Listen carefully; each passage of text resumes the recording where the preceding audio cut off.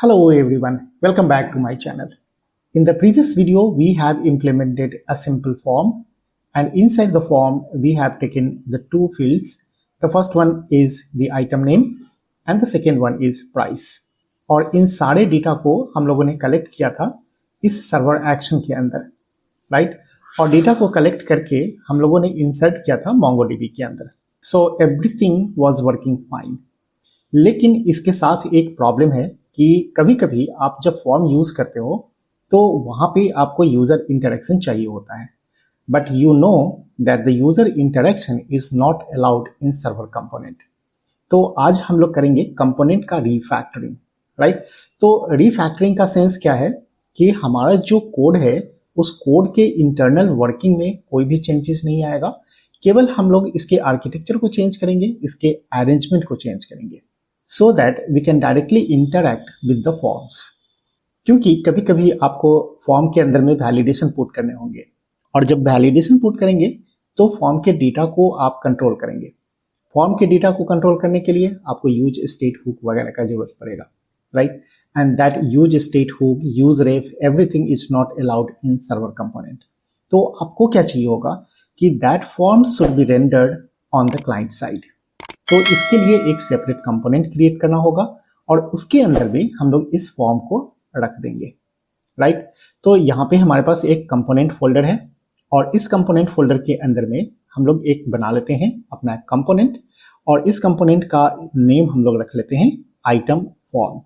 So there is item form and here is JSX, and inside this item form we will create a function, right?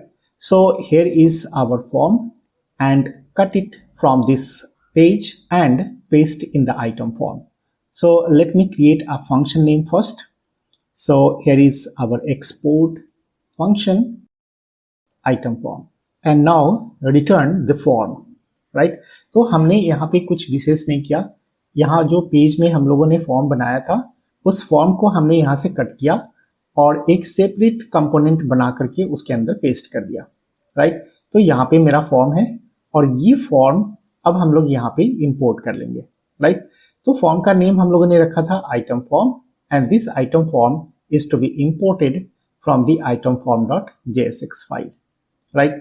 तो यहाँ पे हम लोग use कर लेते हैं आइटम फॉर्म, और उसके पहले हम लोग इसको पहले सेव कर लेते हैं आइटम फॉर्म को, right? So it is now saved, and come back to our page, and here is our item form, right? And make sure that this item form is imported from that file. अब यहाँ पे हमारा item form आ गया, लेकिन इस item form के अंदर में आपने यूज किया है submit item, right? Submit item आपके पास यहाँ पे है, right? And this is the server action, right? तो ये जो है हमारा इस पेज के अंदर में है, तो आपको क्या करना पड़ेगा, इसको भी एक सेपरेट कंपोनेंट के अंदर में डालना पड़ेगा, राइट? और जो कंपोनेंट हम लोग बनाएंगे इसके लिए उसको हमें बनाना पड़ेगा server component. Now come to our component, and inside the component create a separate file, and the file name is suppose action.js. और इस action.js के अंदर में हम लोग क्या करेंगे, तो यहाँ से जो हम लोगों ने बनाया था सबमिट आइटम, इसको यहाँ से मैंने कट कर लिया, राइट? और इस एक्शन के अंदर में पेस्ट कर दिया, राइट? Nothing fancy. जो भी कुछ लिखा हुआ था पेज के अंदर में मैंने उसको दो सेपरेट कंपोनेंट के अंदर में डाल दिया. एक तो रख दिया हम लोगों ने आइटम फॉर्म को अलग, और एक रख दिया हम लोगों ने सर्वर एक्शन वाले को. तो यहाँ से आप क्या करो, इस यूज सर्वर को यहाँ से हटाओ और इसके ऊपर में हम लोग टॉप पे रख देते हैं, क्योंकि अब ये हमारा पूरा सर्वर कंपोनेंट बन जाएगा. सो here is our server, तो यूज सर्वर, ऑल राइट. अब यहाँ पे जो हमारा सबमिट आइटम है, ये सबमिट आइटम यूज हो रहा है हमारे आइटम फॉर्म के अंदर में, राइट? यहाँ पे देख लो एक्शन के अंदर में हम लोगों ने लिखा है सबमिट आइटम, और सबमिट आइटम कहाँ पे है आपके पास, तो एक्शन फाइल के अंदर. अब यहाँ से इसको इंपोर्ट कर लो आप अपने फॉर्म के अंदर में, राइट? और ये जो होगा हमारा क्लाइंट कंपोनेंट होगा, राइट? तो यहाँ पे आप यूज कर लो यूज क्लाइंट, और क्लाइंट कंपोनेंट के अंदर में आप सर्वर को इजीली यूज कर सकते हो. सो यहाँ पे मैं इंपोर्ट कर लेता हूँ सबमिट आइटम को, राइट?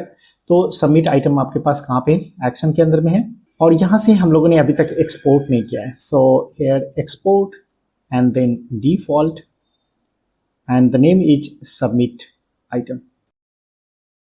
तो अब यहाँ पे हम लोग इसे इंपोर्ट कर सकते हैं आइटम फॉर्म के अंदर में। So here is our submit item and this is imported from action. All right, now save it. Action भी हमारा सेव हो गया and now save the page. Right, तो अभी देखो आपका पेज जो है वो बिल्कुल छोटा हो गया।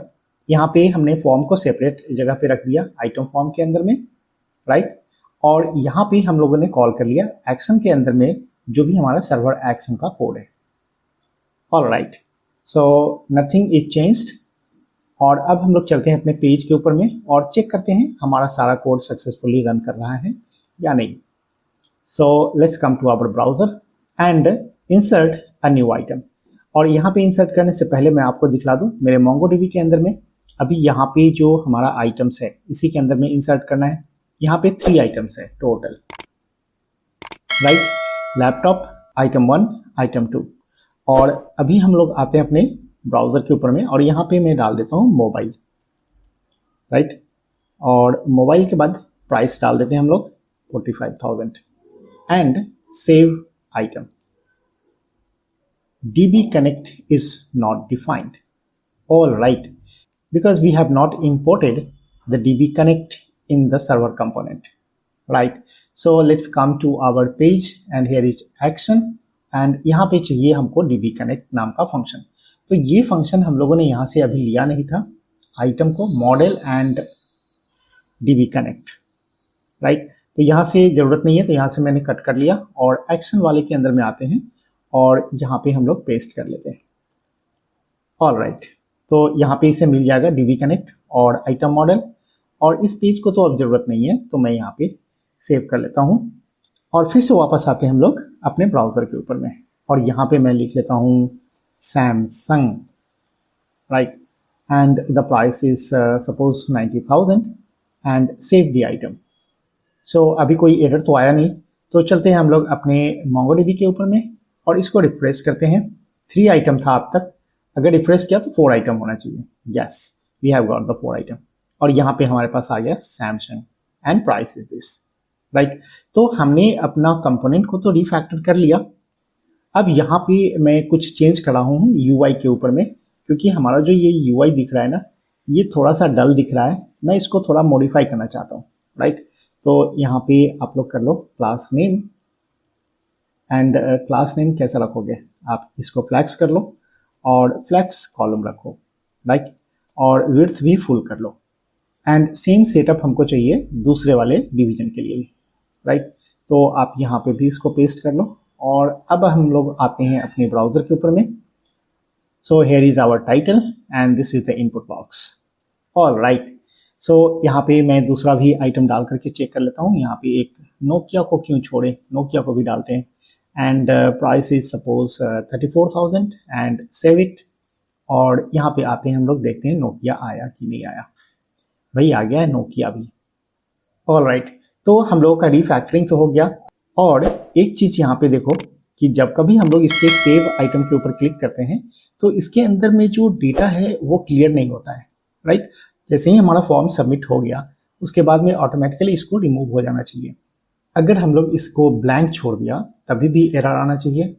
और इसका अगर हम लोगों ने कभी मैक्सिमम लेंथ सेट करके रखा है कि 10 कैरेक्टर से ज़्यादा नहीं होना चाहिए या 20 कैरेक्टर से ज़्यादा नहीं होना चाहिए या फिर मिनिमम 3 कैरेक्टर्स होना चाहिए, ये सारे जो वैलिडेशंस है वो सारे वैलिडेशंस हम लोग फॉर्म के ऊपर में कैसे लगाएंगे अगर हम लोग सर्वर एक्शन का यूज़ कर रहे हैं, राइट।